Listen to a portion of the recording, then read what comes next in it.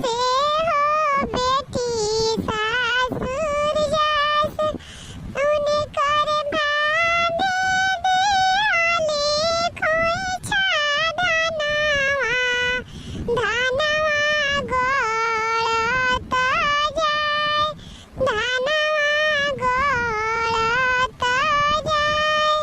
उन्हें कर भैया दियाला हंसा घोड़ावा टपर टपर जाय घोड़ावा टपर टपर जाय छठी मैया के बेटी है चंदरमा उसे हो बेटी सासुर जास से हो बेटी सासुर जास उन्हें कर चाची दियाली